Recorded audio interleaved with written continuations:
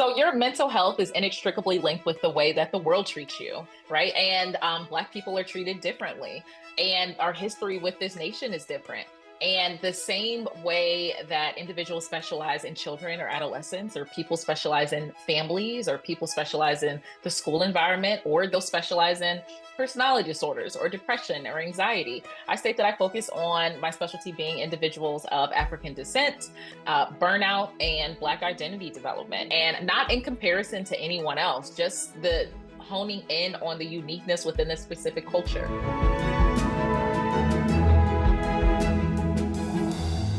Hey family, when Dr. Raquel Martin steps into a room, she brings more than just book smarts. She has a way of lighting a fire under people and causing them to sit up and really think about the world in new ways. Dr. Martin pushes boundaries and challenges us to evolve our own thinking. A special appreciation I have for her is that she breaks things down so that we can understand and benefit from what she's sharing. Her gift for serving complex ideas up in a way that makes sense also makes us want to get up and do something about it. And when she speaks, you don't just hear her, you feel, see, and understand her. And that's my conversation that I'm looking forward to having with her now. One where you will feel, see, and hear. Welcome, Dr. Raquel Martin. It's so great to have you here at Ask JBH. You know, I've been waiting to talk with you for some time now. I'm so excited about what you can share with us. So thank you and welcome. Thank you so much for having me. I'm very happy to be here. Well, with you being a licensed clinical psychologist, we're really happy to have you as well. You have over 1 million social media followers, so I'd like to start by digging in on that topic, social media. I'm sure you have some unique insights. One of the things, though, that we've all read about is how social media can negatively impact mental health. So let's cover the good and the bad here, and maybe first talk about the good aspects. For instance, people getting mental health advice online that benefits them. Because you and I both know 20 years ago, this wouldn't have been possible. And many people just don't have access to a one-on-one situation with a licensed psychologist, or even the access through healthcare to get that. They don't know how to do it. So what are some examples of positive social media that you've seen from people, maybe those that are following you, being able to learn practices and improve their mental health? I think that one of the biggest struggles with mental health diagnoses is feeling isolated and feeling like you're the only person going through that. So I like the aspect of social media, individuals sharing their narratives and what they're going through and helping people feel less isolated. On my platform, I always share that, like, this is not therapy. You will know if it's therapy because you will receive an invoice from me. You are getting, psychoeducation and information from a licensed mental health professional. I'm a practicing psychologist. I'm a licensed psychologist. I'm also a professor. I also do education courses for clinicians, and I also publish research. And I think one of the reasons why I'm so good at what I do is because I'm in every single realm of therapy. I can talk to you about therapy because I practice. I can talk to you about teaching it because I teach. I can talk to you about the publications because I publish research. But I'm also able to break things down in a way that's incredibly digestible. During my training, I was told that if you can't break down a concept to a 4-year-old, then you don't understand the concept. And I've had patients as young as 4. So it's always been really important for me to meet people where they're at. I've always said I am the monarch of meeting you where you're at. And we're here to provide you with some free resources. So in addition to my videos where I talk about things like the difference between boundaries and rules, or being independent or hyper independent, or the difference between generalized mental health and Black mental health. I also provide resources that are free resources. Like, if you are looking for a licensed clinician, you should request a consultation session. I have a whole ebook that says questions that you should ask. If you work at an institution and you're not aware if you are being inclusive in your policies, I have a whole ebook for that. If you are dealing with Black identity development and racism related stress, I have a whole ebook for that. So I think some of the benefits is having access to resources. And additionally, as a Black woman who's a licensed clinical psychologist, only 5% of psychologists in the US that are licensed are Black, and that includes men and women. So I think it's also really helpful that clinicians reach out to me, knowing that, like, oh, I didn't know I could specialize in Black mental health. And oh, I thought I had to, change my hair to get into Hopkins, or oh, I didn't know that, you can actually do research and teach. Like I like the ability to be able to show people that like clinicians look just like you. Like I read books for fun, clearly, because like I am a huge nerd. Um, but I also use hip hop lyrics in general conversation, like another nerd, So like I like to be able the ability to kind of like break it down. Like it's not Black clinicians do exist out there.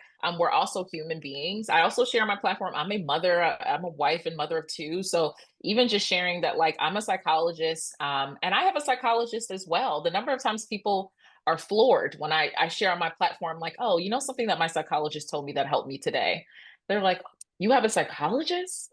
Yes, I get high on my own supply. Why would I not go to therapy? I believe in therapy. Hence why I decided to dedicate my life to this. So even Yeah, just normalizing experiences, I think is amazing. Dr. Martin, I'm just loving this conversation. The one thing, let me just be transparent. Just what I learned about you, as I said, I've been waiting for this conversation for so long. Um, you referenced several times already, Black mental health, Black Hmm. psychologists. And then you said something. You said, additionally, Black mental health and general mental health. Now, Donald Hmm. Trump got into trouble for talking about Black jobs. Well, maybe not Hmm. trouble, but he certainly got conversation about that. Let's break Yeah. it down because our family is fully diverse, and Mhm. let's make sure that all of our family are on board and understanding what you're saying when you say Black mental health and general mental health. Yes. So your mental health is inextricably linked with the way that the world treats you, right? And Black people are treated differently. And our history with this nation is different.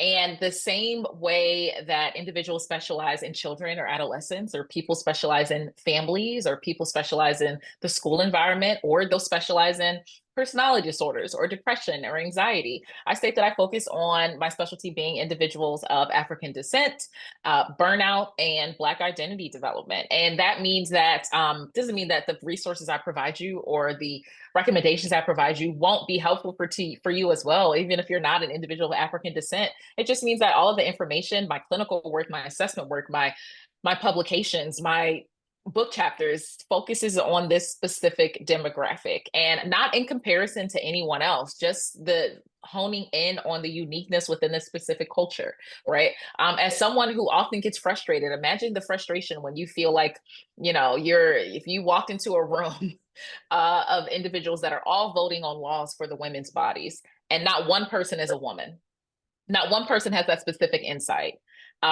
That would be a little bit frustrating to think that like you have to help me with this very specific issue, but you haven't taken the time to learn more about it, or there's going to be a different experience as someone who is a woman, right? Who is having mental health difficulties because of work, but is it because of work and work-life balance, because of the stressors placed on them as a mother, the expectations of them in a patriarchal society? There are plenty of people who also focus on women's mental health or women's health in particular, right? So I see it the same way. Women walk through this world. I explained this to my husband recently when we were going to park in a garage, and I was like, oh, we can't park this low. But I was like, oh, I'm with you. So I actually don't have to worry about that as much because I'm with my husband.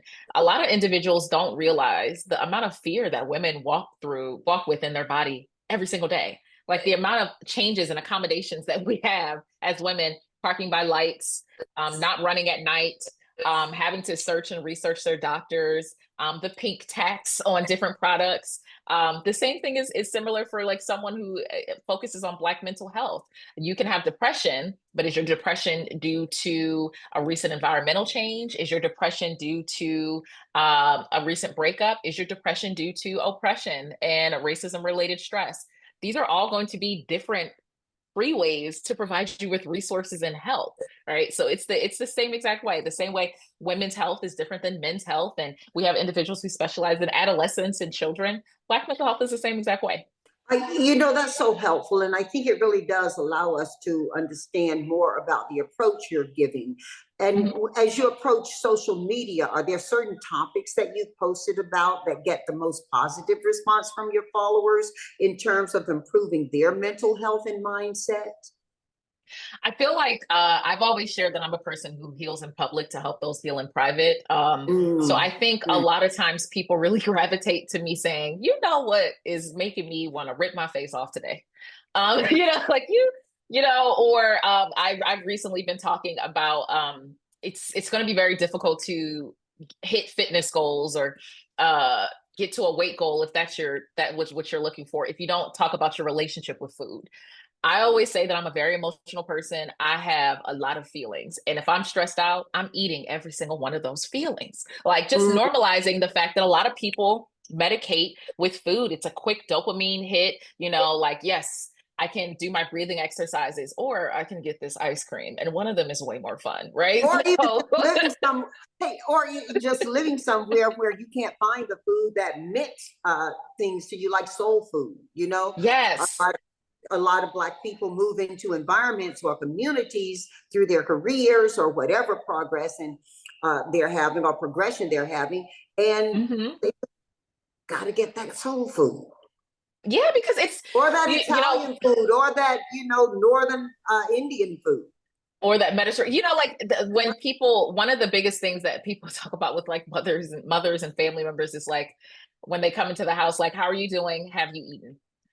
Like food is very much like it's a community builder, and your memories are very much linked to like certain tastes of things. And but I'm being very transparent about like I have to look at my relationship with food in order to make sure that I'm being as healthy as possible. Am I eating this because I don't, it's the only thing I can have access to, or I'm eating this because I had a very stressful morning. And instead of using my coping skills, I'm going to medicate with food. Or when I share stressors about, I have a 5-year-old and a 2-year-old, and talking about the fact that like I always say, my children are thick as thieves, which makes sense because they steal our peace. They steal our energy. I said, of course they're thick as thieves. They're brothers. And they're also stealing my peace every single day. So even just being able to share, like, I'm a mom. Um, and I have two toddlers when I had two toddlers because they're older now, just being like, they're 5 and 2, being like, and I stress out about this. I have difficulty, regulating my emotions at time. I have to take a step away and take a breather. I think people gravitate towards that. And when I just provide tangible resources, sometimes I think mental health stuff online is a little too abstract. Like it will say something such as like, oh, focus on your self-care. Self-care is a category. Are you talking about financial self-care, emotional self-care, environmental self-care, social self-care? I try to break things down in more bite-sized pieces so they're more approachable to you so you don't feel as overwhelmed, right? So I don't like things being too abstract. And I don't like when people don't deny that sometimes you feel overwhelmed because it's overwhelming. Sometimes the situation seems like it sucks because it does. Mm. And that doesn't make you a bad person. That just means that you're not feeling the best. It doesn't mean you have to fight off every emotion, but it also doesn't mean you have to stay there, right? I think a lot of times people will talk about reframing your thoughts and trying to think of new skills, but every emotion doesn't have to be combated. Sometimes you do need to sit in the fact that like I am feeling this emotion, I am embracing this, so you really remember what it feels like. So when you're not in that anymore, you vividly remember that you're not in it because you remember how you felt when you felt so down, and now you realize that like this is nothing like that. I didn't try to fight it off. I just sat with it. And now I can tell the differences when I'm down versus when I'm not. Let's talk a little bit, because that's powerful. Let's talk a little bit, transitioning forward, Mhm. around how to manage how you receive comments or direct hits in your life. We're all witnessing, regardless of where you live today, Mhm. the election process in the US. And we have an African American and Indian woman running for president. So while that may represent in and of itself, without going political or where the politics are in this, let's talk about your area of the therapy and the social and the mental wellness of this. She's Mhm. taken a lot of hits that are directed at her gender, Mhm. at her ability to be or a mother, how that is defined, her food, from her culture, lots of that, and we can equally speak uh, to Vice President Harris and ex-President Donald Trump when we talk about people taking hits and how you manage your mental wellness. We're talking about Black people and we're talking about women in this moment. She appears to have a grace and an energy that allows her to, not water off your back exactly, but really not Mhm. allow it to distract her from where her public goals at minimum are expressed. Is that a skill you learn? Is that a natural ability? And again, we can speak equally for Donald Trump and his abilities around that. But they are two major figures who are playing strong in the world today, who represent very strong cultural subsets. Where do we learn from that? Or is there anything we learn from that in terms of nothing is healthier or stronger or more reckless from time to time than campaigning for public office at any level? Where do we learn the strengths? Where do we learn how to receive what and not to let it take us off balance?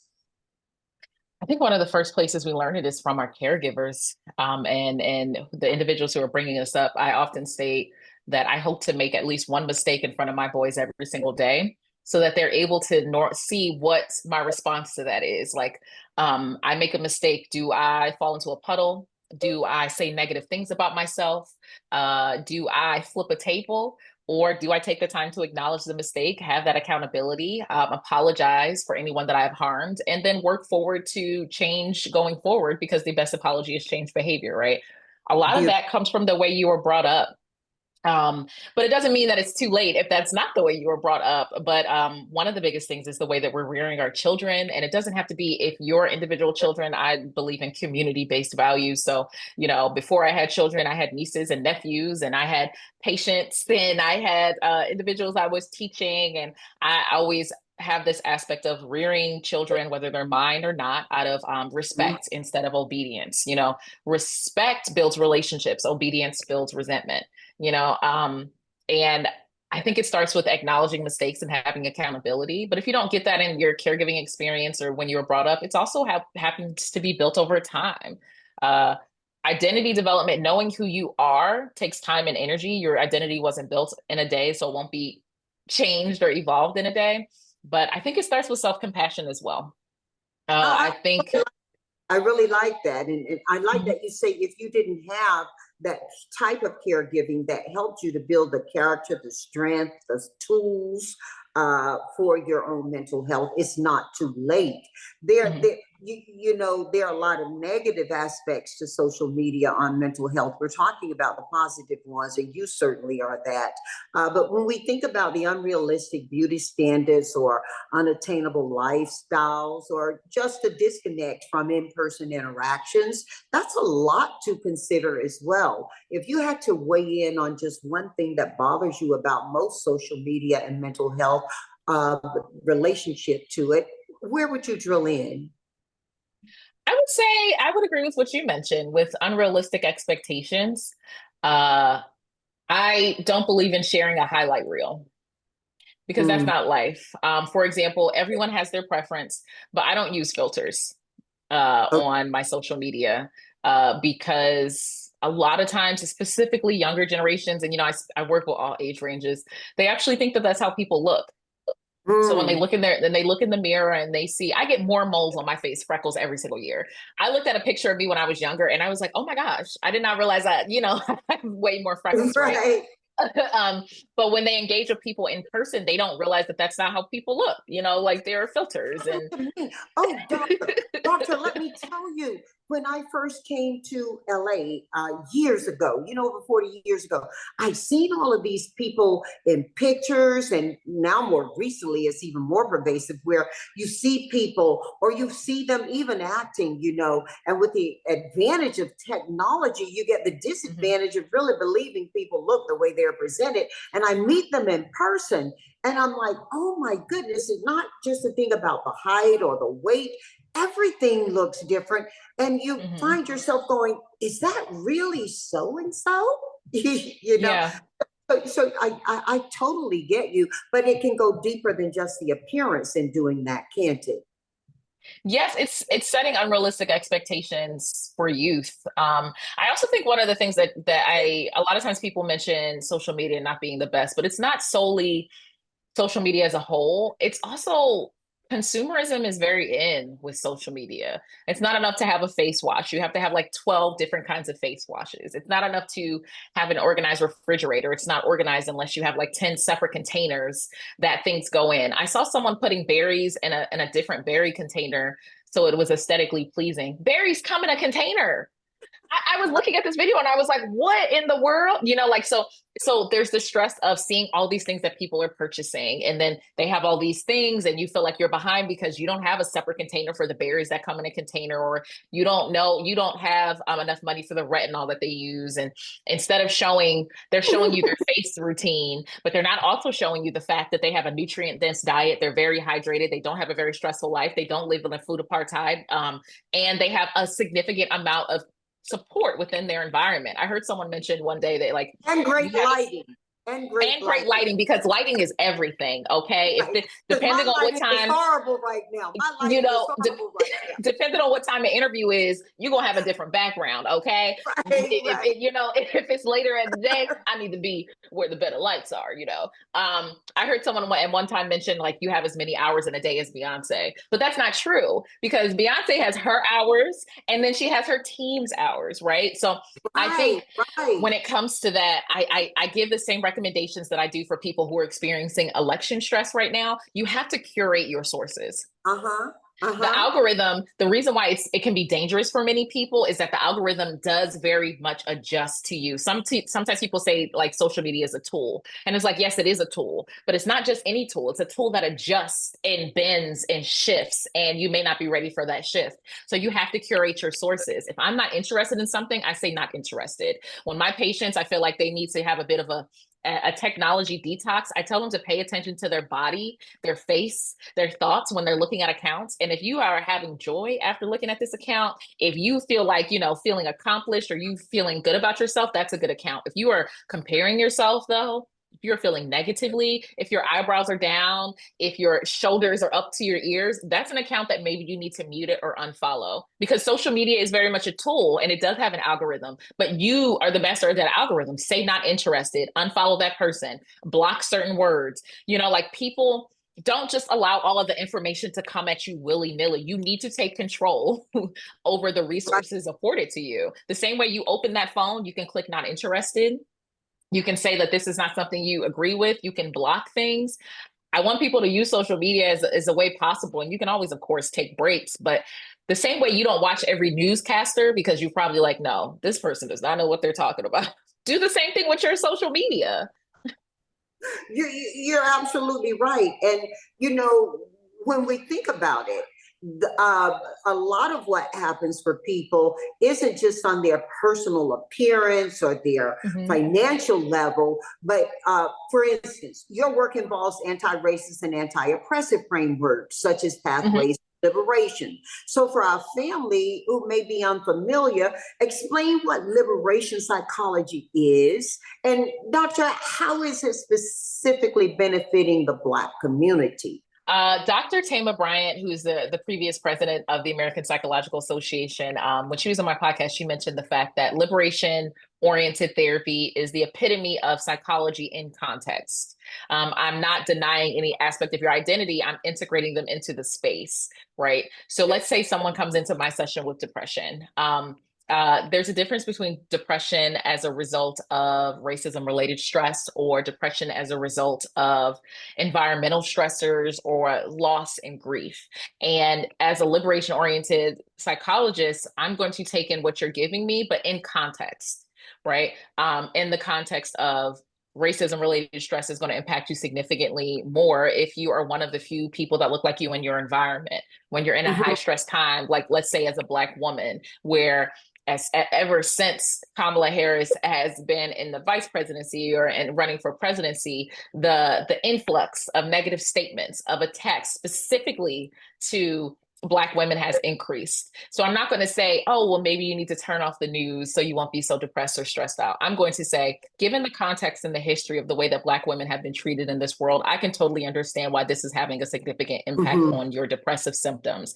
So let's see how we key in on specific resources and skills to help you, not only as a woman, not only as an American, but as a Black American woman dealing with the high stress of environment of the way that Black women are being attacked.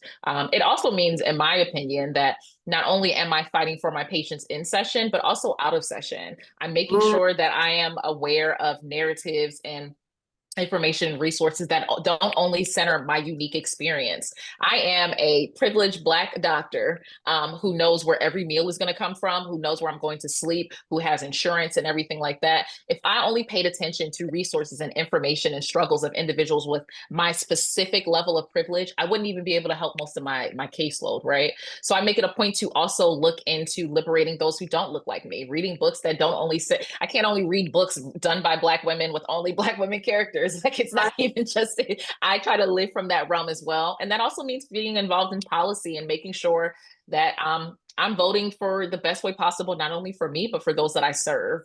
Because being a psychologist is very much an honor. Being a psychologist, a professor, a scientist is an honor. People come to me with things that they've never shared with anyone in their life. And to have that privilege, I have to make sure I'm looking out for them outside of session too. So I believe that's what being a liberation oriented psychologist is as well. That is so brilliant. That is so beautiful. And it seems as though it should be so mandated and so integrated into all of the teaching and licensing of psychologists and people who have the, as you say, privilege to work with people in healthcare. Mhm. With your work, have you seen examples recently where the mental health of Black men specifically is being most impacted? Say yes. A lot of times, there used to be this myth, and I hope that it's not present anymore, that like Black people don't commit suicide, but the suicide rates of Black people have actually been increasing since like I think it was like 2010, right? Yeah, And in Black yeah. men specifically, there's this thought process that they are only what they can provide tangibly, whether it is money or housing or being able to purchase a bag. And because the Black community is dehumanized and adultified, one of those aspects of dehumanizing people, depriving them of human qualities, is allowing them to share emotions or have emotions or express them, right? And when it comes to Black men specifically, if you grow up in an environment where you are told that you are only what you can provide, you're not allowed to have any kind of emotions, let alone express them. When Mhm. you get older, it's harder to acknowledge them to yourself, right? And not even just happiness or sadness, the full range of emotions, because I think that's something that many people struggle with. There's a difference between being hungry and famished. There's a difference between being happy and ecstatic. There's a difference between being sad and depressed. But if you are never told that your emotions matter, your feelings matter, you're more than this what you can provide every single day, you start to have significant aspects of stressors, which contribute to you feeling hopelessness and powerlessness and possibly not wanting to go on. So I've seen the aspect with Black men of trying to, I would say, acknowledge this aspect of trying to have emotions and deal with them, but also struggling with that because the same way these narratives weren't built overnight, they can't be broken down overnight. So there's a significant struggle with trying to humanize themselves in an environment that does so many things to have the polar opposite. And I think that's a significant struggle. And doctor, when you think about, okay, so you talked about challenges, Black women, Black men, and you've Mhm. also let us know that these can be challenges for a larger group, a larger population. How does family play into that? how does individual mental health sustain, grow, improve itself in the light of family and how families are being redefined right now? I believe that family of origin and family of choice are Because comparable. COVID pushed us all into circumstances where we may have had the benefit of family beforehand, but some people didn't have that during COVID. So, not only the redefinition of family, but how circumstances impact our abilities and relationships with families. Yes, definitely. I've always shared that family of origin and family of choice are comparable. There are so many people who weren't born into a family that they deserve or that deserves them. So I think of family and I think of community as being comparable, right? My mom has one sister, but I call like 7 or 8 women aunt because that's who she decided was also like the family that helped to rear me and bring me up. And I therapy isn't the only path to healing, but no matter what path you take, it's going to be paved with community. And that's what family is. When it is a supportive family, they can provide you with the protection to be able to have individuals to discuss who understand you, who see you, who validate you, who can provide you with additional resources. And these are all protective factors. However, when it is detrimental, when you have individuals that are invalidating you, when you have individuals that are consistently draining you, when you have individuals that are disparaging you, it's actually a risk factor for mental health difficulties arising. So, family and support is going to be integral in maintaining health and well being, and it can be integral in the things that decrease your health and well being. Absolutely. You think about your success. I think about your success in your profession. And I just wonder if there isn't an example of a time you looked at the standard practice in psychology and thought, we can do better than this. I would say most of the time. When I was training, I was actually told that I could. Most of the time, I doctor. honestly, I would say most of the time. When I was training, I was told that I could not focus on Black mental health, that that wasn't a specialty. Um, and having conversations about that and saying the same thing, I said, well, people specialize in anxiety and depressions. People specialize in children and adults, families and couples. Why can't I specialize in Black mental health? Are you stating that the mental health and the physical health and the emotional health and well-being of individuals of African descent is the same as anyone else? Which of course no one would admit. So I just changed it according to most of the time you have to do one clinical site. I would do two. I would make sure every single site and research study and everything that I did focused on the population and the demographic that I wanted to work with. The reason why I focus on anti-oppressive and anti-racist frameworks is because I did a random TikTok video and a clinician commented and stated that they were in training, clinician in training, and they said that they were told that they're not able to ever deny service to a patient. And they're struggling because there's a patient who is they were objectively racist, and every time they would do a session with them it would just be really hard for them to do the session. And and then a lot of people commented the same thing, like, oh yeah, I was told that, like, you know even if I'm like a part of the LGBTQIA community, I would have to work with someone who's homophobic, or I was told that there's no way to turn down patients. And I said, well, that's actually not appropriate. So I developed a continuing education course with my colleague, Dr. Howroyd, about anti-racist and anti-oppressive care. And the whole purpose is to let individuals get the education that they didn't receive in their classes about liberation-oriented therapy. I didn't learn about that until I graduated. Mm, mm. Well, Having courses like that can be really helpful to improve the field. I don't think we focus enough on that. I think a lot of times I focus on Black mental health and people will be like, well, how is it different? Like they'll state, how does it compare? And I always say, my goal isn't to compare anyone. My goal is to delve deeply and honor the narratives of this specific group and give them the honor that they deserve. It's not in comparison to anyone else. I'm only honing in on them. And I think we can all agree that everyone deserves that. Like women, what if, women always getting their health compared to men? No, I'm just focusing on women's mental health. I'm not talking about men. I'm just focusing on all the intricacies and time and energy. I want to know everything there is to know about this specific thing. I think it's okay to know a lot about a little. And when Mhm. it comes down to it, it's never going to be a little, right? Like, there's a focus right now on perimenopause when it comes to women. But before, no one was even talking about menopause. And now people are talking about perimenopause. And now they're talking about it as young as 30 and just being like, well, I wish I had known this, and that. Imagine if that was the norm. Like, imagine if it was just understood like, oh, well, you're coming, you're not in menopause, but there's actually way more stages before that. And we have way more research about it now. Like, I think we could do a better job of not having this thought process that if you serve everyone, you're serving everyone. I think if you serve everyone, you're serving no one. I think there's power in specialty when it comes to mental health and well-being. Right. I remember being a kid and people saying being a jack of all trades and a master of none.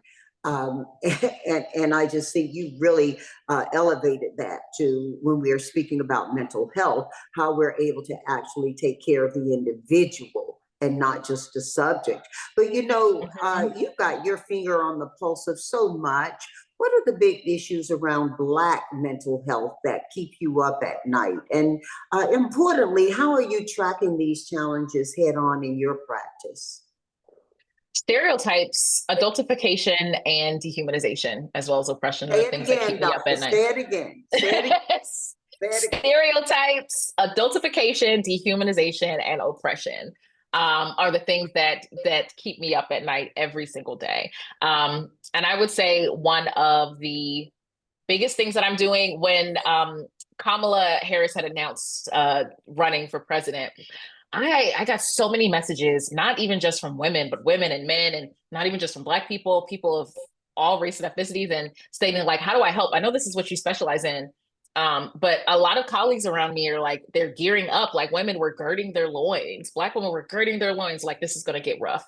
So I created a free support group for Black women. It's free to the actual individuals. We have, I think we're going to have about like 200 women, and we were able to raise the money to fund the group all from donations. Like, so the therapy, the supportive sessions are free to the individuals involved, and we're still able to provide the clinicians with the stipend, all because people are donating, like which is amazing. I try to provide as much education as possible with tangible options and resources.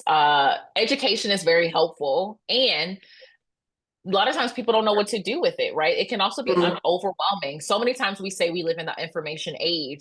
Yes, and living in the information age can be incredibly overwhelming. So in most of my videos, not only am I providing you with information on a concept, I'm going to let you know how it connects to something currently, and I'm going to give you at least like 2 to 3 tips to combat that, right? Um, a lot of times I say burn the cape of Black Superwoman syndrome. I don't say take the cape off. I say burn it, Right. because you cannot put on embers, right? Anytime Oh I do no, you're posts. gonna get rid of my tape. Oh my God. No, burn it. No, burn it. No, go and get yourself a nice coat instead. It's just as cozy and less stressful. Okay. But I provide resources. I talk about building community and resources to do that. I talk about ways to listen to your body to see when you've met your limit. I talk about different resources and ebooks that I've created that you can just download for free. My biggest concern is that individuals don't think that therapy is for them. They don't think mental health is for them, or they think therapy is the only way to mental health. So they think that they can't focus on their health and well being outside of sessions. And that's a very privileged and elitist mindset. Therapy is out of reach for so many people, but that doesn't mean that focusing on your health and well being has to be. So I like to focus on that by bringing attention to when stereotypes are present to combat them, bringing attention to the fact that we need to hold media more accountable for the way that we are portrayed, and providing really tangible resources and tips and techniques that specify this environment. And I always say, like, yeah, I have a significant amount of followers, but not all my followers are Black. They're just people. I would say my Right. key audience are people that want to learn, and then people that want to have information from a resource that clearly cares. And also, like, it's harder for me to stay serious for more than 2 minutes. So it's also people who want to laugh, like, Yeah. like it's you can get education. That's if you're talking about my key demographic, it's just people who want to learn, because diversity improves every single environment. You don't have to be Black to care about Black people, and to be receptive to their needs and desires and contributing to the world. Right. And as you said, what's good for the goose sometimes can be good for the gander as well. You know, Absolutely. Doctor, you've spoken often about the importance of boundaries. For Hmm. instance, some people in this work from home world have boundaries around responding to emails during nights and weekends. Can you Hmm. dig in a little bit on why boundaries are valuable or even necessary, and when setting them can be harmful? I think one of the biggest things is there's a difference between a boundary and a rule. A boundary guides your behavior, a rule attempts to guide someone else's, because you can't control anyone else's behavior. So a boundary would be, I don't Hey, respond to doctor, emails doctor, after. doctor, Mhm. say that again. Say the Oh. difference again. A Hashtag it, boundary, doctor. Hashtag it. Hashtag a it. boundary guides your behavior. A rule attempts to dictate someone else's, and you can only control your behavior. So a boundary would be, I'm not going to respond to emails after 5 p.m. A rule would be, you are not allowed to send me emails after 5 p.m. Mhm, And those are two mhm, different things because I can't control when you're going to hit send, but I can control the fact that I'm not going to read it until tomorrow at 8. mhm, Right. mhm. They're really important to any kind of relationship. Boundaries are necessary for relationships that you care about, right? A lot of times people think that like boundaries break down relationships, but no. I can see stringent rules breaking down relationships, but boundaries are to build relationships. They're because I care about this relationship with you, and I'm going to assume that's reciprocated. And what the best way for me to build this relationship up is for me to control my behavior or my actions in certain scenarios, and that's what boundaries are. Um, I haven't identified any say harmful boundaries as of yet. I the lack of boundaries builds resentment. It's like I've had a friend who at one point wanted me to help her move, and I told her no because it's just like I'm too old for this. So like I'm not gonna help you move. Like that's my boundary. Like I'm not gonna do things that I think put my body in harm's way. I'm not doing any of that. And they were like, oh well. What do you mean? I'm asking you to do this. And I said, yes. And you're telling me you want me to put your needs and your desires before my own. Why would I ever do that? Yeah, like, why would I So do true. that in the That's first so true. place?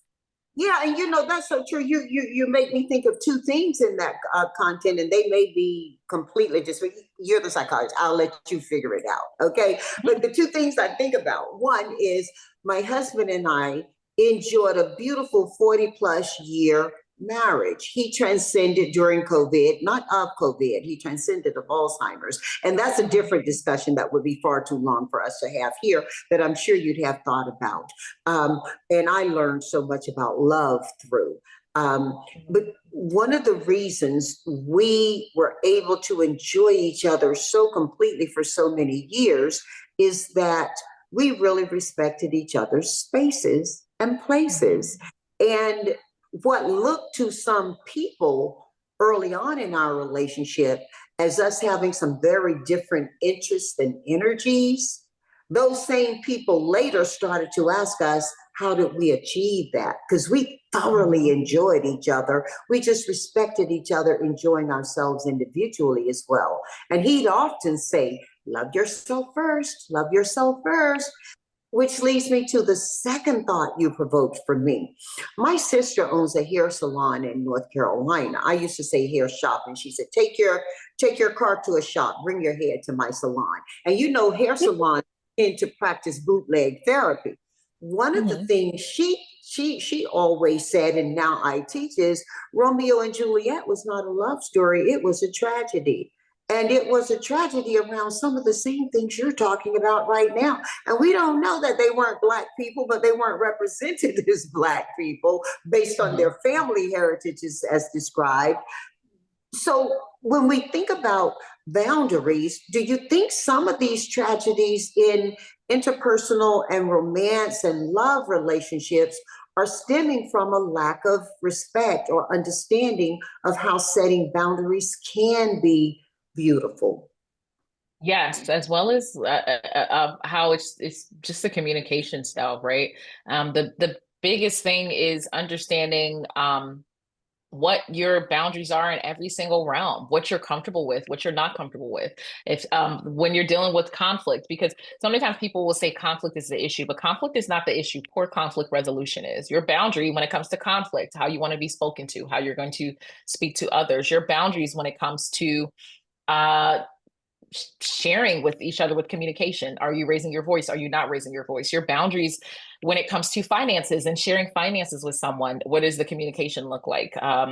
Boundaries are very much the epitome of building relationships and maintaining them, and also respect. I love that. And let's talk about creating these powerful spaces that we're speaking about, because you speak about it in your workshops, actually. What are your Mhm. non negotiables when it comes to setting up a space that truly will heal or offer empowerment? My non-negotiables are always going to be no bigotry. um, Respecting the opinions and conversations that are present, as well as having accountability. So many times when I'm doing workshops or consulting, when it comes to cultural competence, people will say, "Well, I can't say anything," or I can't ever be wrong." And that goal, the issue is not being wrong. The issue is one, not taking accountability for the fact that you were wrong, and not being aware of the difference between impact and harm, and impact and intent. It may not be your intent to harm someone, but that doesn't mean that that isn't the impact of it. And you need to have accountability in the fact that even if you did not mean to harm someone, the harm was still caused, and figure out what you're going to do going forward. So just taking the time to have respect for the individuals in those spaces, and you have to have accountability and a willingness to learn. I'm not asking you not to be wrong, but I am asking you to acknowledge that when that does happen, and acknowledge that harm is caused, and acknowledge that you have more farther to go. The goal is for you to learn, not for you to feel terrible. Right. Dr. Fred Price used to teach you can be sincere and be sincerely wrong. Hmm. And I think you're dynamic in how you're approaching that. Is there, Doctor, a blueprint for cultivating transformative atmospheres? I would say it depends on the atmosphere. I think that's one of the things that people want all the time with mental health and therapy. Like, they want a specific script that applies to everyone. But that's Mhm. not, I don't think that's possible. The one thing I think stresses people about psychology, or where they may not want to get into this field, is like a lot of people like black or white situations. I reside in the gray with this Mm, bright orange background. I reside yeah, in the gray though. um, when it comes to things, there isn't always going to be an answer. There's not always going to be a script. You're not going to know until you do it. And it may turn out fantastically, or it may turn out terribly, but you won't know until you do it. I think uh, having a transformative experience, I think concepts would also be the same thing: accountability, a willingness to learn, and respect would be necessary for any kind of transformative environment. well, are there any morning routines you find helpful in setting your intentions for the day or in approaching a day that you feel is going to be difficult? I don't touch my phone within the first 30 minutes of waking up. I've Okay. actually done pretty well, where I actually think it's up to an hour now, but I don't touch my How phone long within the first. how long have you been doing that, doctor, or not doing Probably at least a year, a couple years. I don't want the first thing I look at to be a responsibility. I don't want, before I've even like cracked my toes or stretched my arms to see who emailed that? me. The emails are going to be there either way. Yeah. So that's one thing that I think is incredibly helpful. And in a day where I feel like it's going to be more stressful, I actually make a point to kind of like put in my calendar extra time just for breathing room or taking a walk.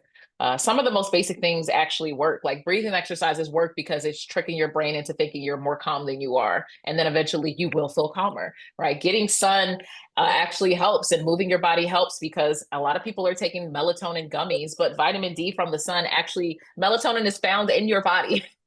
Yeah. Vitamin D from the sun actually helps to create more, the stores greater in your body, and things like that. So there's more of the basic things. And I'm also always open to reaching out and just building a really firm support system. And I check in with my mom any day I know something is going to be. I mean, I check in with my mom for everything. She always, when I was growing up, she always said she wasn't one of my little friends, but that's my friend now. I call her from everything to a big meeting to being in the grocery store and I can't find the olive oil. You know what I'm saying? Like, I call her for Yeah. everything. Yeah. So I also try to make time for me to get the support from those in my community that I know can provide me that support. Because I don't think I should. Community is key. You don't have to shelve it on yourself. It doesn't have to be on your back by yourself. So when I know it's going to be a tougher day, I try to make either more time to go out, or more time to check in with those who I know pour into me as well. Well, I know you always look incredible, and you can guide me as I have this conversation. I'm in HR, so I hesitate to talk about appearance often, and we Mhm. talked about the impact of appearance and appearance standards. Let me just say, you look amazing to me today. Thank I you. love the glasses. They invite my trust. They invite warmth. You gotta tell me about the earrings. Some people are listening to this. Some Okay. people are watching this. For those who are listening, let me tell you, she is banging my way. Okay, doctor, please tell me about the earrings. I got these Or earrings from as my sister would say, those ear things you got going on. I got these earrings from Be Kind Remain. She has an amazing shop. At this point, I earrings and jewelry and glasses and no, well, earrings and jewelry like that. I call them wearable art. She is an Yes, artist. yes, yes, yes. um, so it's from Be Kind Remain, BEKIND and she makes these amazing statement earrings. She makes smaller earrings as well. A lot of times people ask me if they're heavy, but they're not because she makes them out of clay. These are all she hand makes everything. So it's fantastic. Well, she could not have a better brand agent than you. You everything you share. I mean, we could just keep talking. There's some things I'm not asking right now that I love to ask when I'm holding this cup of tea and you can smell it. Uh, but for right now, I can't be more selfish with your time than I've been. We're going to link to your website in the description of this podcast, Thank where you. you have free mental health resources. Please, Mhm. though, doctor, tell us about what people might find there. So one, I have the free mental health resources on under free resources. I also have my podcast. We meet every single week on Tuesdays, and also a mental health community. I have a mental health community where you get a workshop every single month, including a ebook to go with the workshop. We do lives, we do book clubs, and it is called the Mind Your Mental Community. And you'll have access to my social media, which is on every single platform. It is Raquel Martin, PhD. And Raquel Martin, PhD, you are incredible. And in my mind, you're my new friend. Thank you. Let's go 4 for 4, shall we? Okay.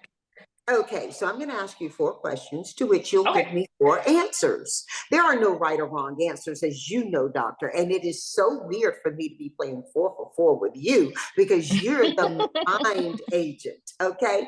However, the first question is, you're hosting a dinner and you get to invite any 4 people from past to present.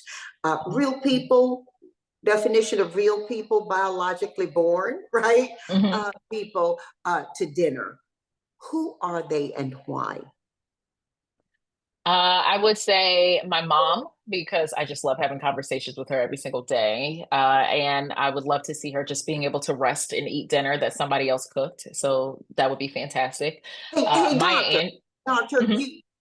you talk about your mom often, and you reference the value she brings into not just your life but your practice. Give us a little description of her that she'd be comfortable with you sharing. Let us know your mom, this incredible lady Oh yeah. who birthed you and raised you. Oh, we're the same person. Yes, I'm the same as my mother. So uh, she is. We're from Philly, so she is typical like the always going to be a ride or die, very well educated and well versed. She's the person who crafted in me my love of reading. Very dynamic and will do anything for those that she loves. So we're the same person. I love it. I love it. I love it. Okay. Who else is at your table? I would say Maya Angelou. I love everything she's ever written, and I just always wanted to meet her. I actually cried when I found out she passed away because I just always knew I was going to meet her. And Was Sasaki Shine. the first thing you read from her? I Know Why the Caged Bird Sings, or did you It get into? was. Me Well, I too. would say actually it was her poetry. Still I Rise. I had to recite Still I Rise at Bible camp when I was younger. Because Oh, you had to so like I'm at the older than you. talent So show. Yeah, so I'm older than you, so I know why the Cage Bird Sings was my introduction to her. And wow, what an introduction it is, huh? Yeah, it's amazing. So I would say her. I would also say Ntozake Shange because she's one of my favorite authors of all time. Yeah. Um, and Beyonce because I also I love I love her music. I would just love to have like a just a dinner of just like women just being able to chill and like have a meal and then just discuss all the things of different walks of life and each person is in a different walk of life. So it would have just been amazing. So is it for you what Cadillac Records Beyonce or country Beyonce or to the left Beyonce or all Beyonce? Which, if you had to rank them, which are your favorite music approaches she gave from her? I would say my favorite album from Beyonce is actually Lemonade. So Oh, uh, doctor, you went all the way. yeah, my favorite album from Beyonce is Lemonade. But in terms of the way, just listening to her interviews and her growth and her honesty and the amount that she shares with us, which is always a gift, I would say who she is now.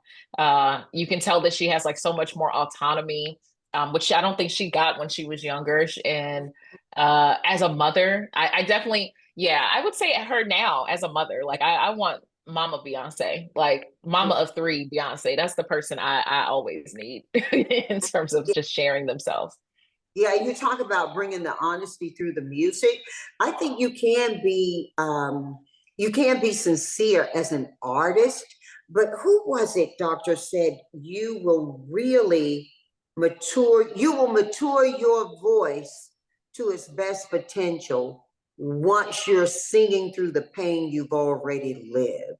I forget who Mm. said that, but I thought, wow, that's really strong. And it's whether you're singing to record or whether you're singing just through life. I think that's kind of true, isn't it? I very much think that's true. Yeah. Wow, what a table. Okay, I'm going to serve at your table so I can be present to it as well. How about music? What are the four things of music you're listening to right now? And do they skip or aggregate genres, or are you in one space and that you're listening to? I would say the musical artists that I'm listening to right now. So, two artists that are always in rotation. My two favorite artists of all time are Aretha Franklin and Stevie Wonder. Aretha Franklin, I just love her so much. Her voice is just Mhm. sultry and it's just amazing. Stevie Wonder, like, Mhm. grew up listening to Stevie Wonder. When I was growing up, my mom didn't let us listen to honestly it was hip hop, oldies, or jazz. So like I Yeah. actually know more older music than newer music. So anytime I just need a boost or just want to hear some just really just soul, Aretha Franklin, Stevie Wonder. A new album that I'm listening to is by Doechii. She's one of my favorite rap artists out there, as well as Tyler the Creator, who is also one of my favorite rap artists out there as well. So Fantastic. there's Okay, a mix of current and older. well, we got to know, so we're going to go fast. Four books you recommend to the family and why?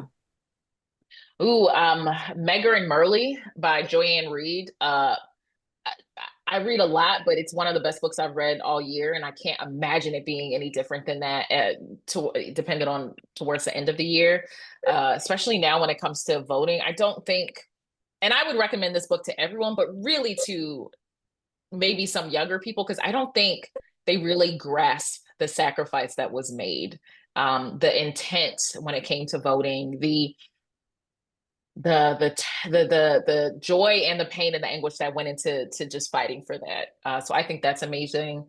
Punished for Dreaming by Dr. Bettina Love is an Yeah, amazing book about the intricacies of the school system and the policies that go into that, and just educating yourself on the difference between different schools and how they impact people with Black identities and people of the gold majority.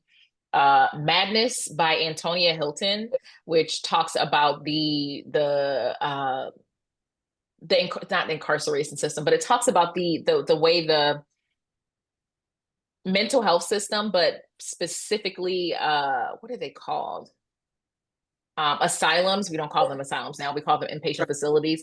But Yeah. how they twisted and transitioned, and specifically how they impacted the Black community as honestly another way of incarceration. As well as Black Women Writers at Work, which was edited by Claudia Tate, it is the only book to this day I have ever read more than once. I actually read it like every year. And Hmm. actually, yes, it has like interviews with Maya Angelou, Gwendolyn Brooks, Nikki Giovanni, Gail Jones, Audre Lorde, Toni Morrison, and Tataki Shah. Like, it's the only book I have ever read more than once. And I read a lot. And That's a I recommend compliment. that it's amazing. The interviews, you just feel like you're there. Oh my gosh, I just really wish they were recording via video. That would be the only thing, but We'll provides come me back with and talk joy. about that book. I'm gonna read it because I've not read it. So I will be downloading it and we will come back and talk about it. By the way, I would I love that. download them. And then if I love them, I buy the hardback as homage to the authors. But doctor, we got to get the 4 pieces of advice you offer the family before you say goodbye for now to us. What 4 pieces of advice Um, you offer? And if it was advice somebody gave you, please show them the respect of letting us know who it was. oh, well, one of the most important things my mom has ever told me is that no one rises to low expectations. Mm-hmm. No one rises to low expectations. My mother has told me that, and I keep that with me in every single second of the day. Another thing that she says that's always amazing is like, you're already at no. Mm-hmm. So just ask, like, what's the issue with being at no twice? Um, Right. I would say figure out if you have a cup or a colander. So many times people will state that you can't pour from an empty cup, but it's not about solely just the aspect of pouring from an empty cup. It's like, do you have a cup or a colander? A lot of times you are pouring into yourself, but it's not as fulfilling or it's not as rejuvenating because you have all of these things that are poking holes in your cup that are draining you. So you need to Mm-hmm. figure out what the drains are so you can figure out how to pour back into yourself and for it not to come back out. Um, and then also do not try to sleep off burnout. You cannot resolve burnout with rest. You can resolve tiredness with rest, but burnout is not tiredness. Is physical, emotional, and social exhaustion. And in order to resolve that, you have to reassess, you have to do some reclaiming of your time, you have to radically reimagine what your day to day and your week to week and your month to month will look like. And then that leads to the resurgence of who you want to be at your best version of yourself. Well, doctor, you have shared so much with us, and we're going to come back and talk about that book. But in the meantime, please just accept my enthusiastic gratitude to you, Dr. Raquel Martin. Thank you from my Thank heart. you so much for having me.